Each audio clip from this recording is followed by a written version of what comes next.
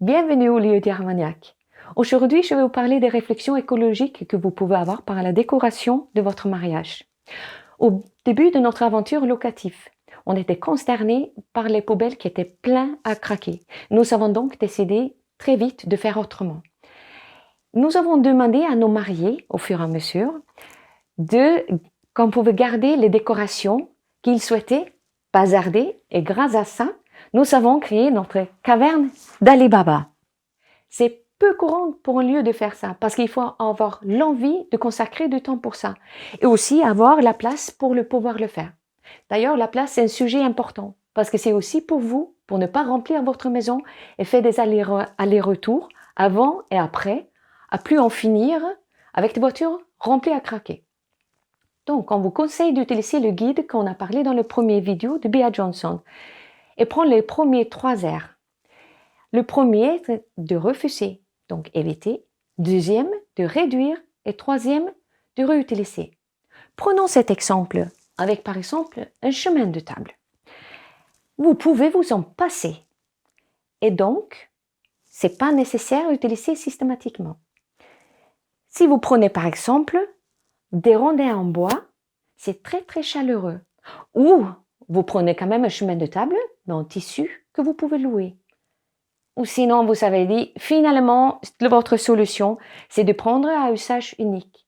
Mais attention, l'unique, même s'il a une tache de vin, un beau tache de vin dessus, c'est plein des associations qui sont friands de ces trésors. Les CLAE, les EHPAD, les écoles associatives. Donc, notre conseil, c'est de prendre un carton ou deux. De prendre aussi une petite boîte. Et là, vous allez ramasser tous les petits bibelots que vous allez trouver à votre mariage et aussi le chemin de table, des rubans et, par exemple, des bougies. Les bougies, ça peut se refondre et même dans quel état qu'ils sont, c'est bien à juste mettre. Vous filez ça à l'école primaire ou la maternelle juste à côté de chez vous et eux, après, ils vont faire le tri. Pour éviter à penser est-ce que c'est le premier R, deuxième R ou pas, pensez plutôt rien de neuf. Ça vous simplifie la vie. Et rien de neuf, c'est tout le contraire de tout de vieux. Donc vous allez trouver des solutions, surtout si vous faites dans une façon dépareillée, qui a beaucoup de charme, vous allez trouver le bonheur pour votre mariage. Vous avez une autre façon de le penser aussi, c'est pour réduire.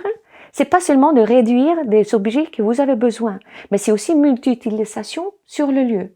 Par exemple, ce que vous avez utilisé comme décoration pour votre cérémonie ou à l'église, qui peut être réutilisé plus tard dans la soirée. Par exemple, pour un candy bar, pour un photo booth ou pour un escalier en entrée de la salle.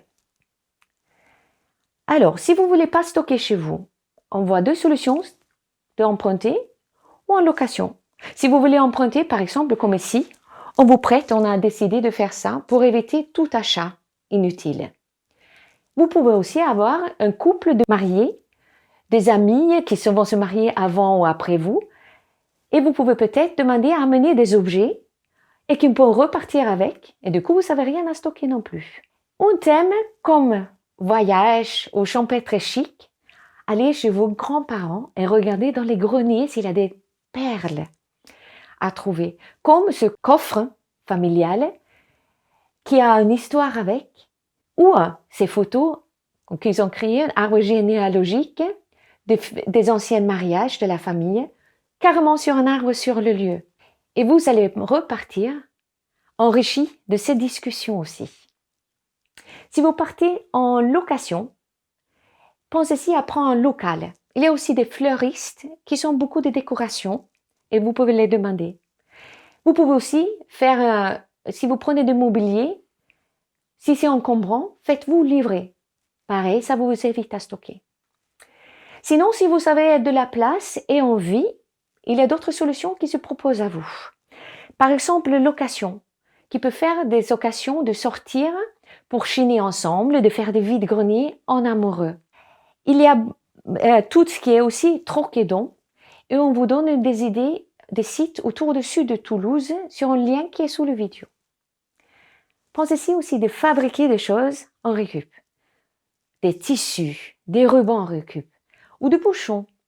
Pourquoi pas aussi des papiers cartonnés, comme cet exemple de bouquet qui était fait par les mariés dans un thème automnal.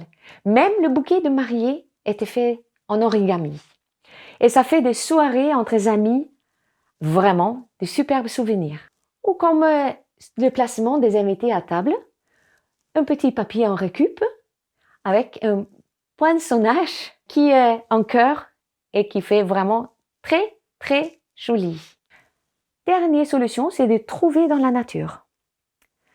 Et trouver dans la nature, bien sûr, respectueusement.